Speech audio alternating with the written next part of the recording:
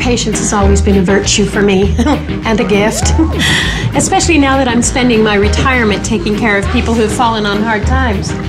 I have neighbors who have a termite problem they're dealing with, and folks across town just had a house fire.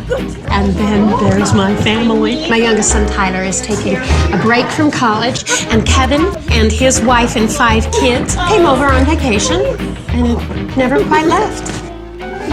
And then there's Ron, my oldest. He's always just lived here. He loves the world of wardcrafts. I'm a level 80 Night Elf Druid. She's an angel, really.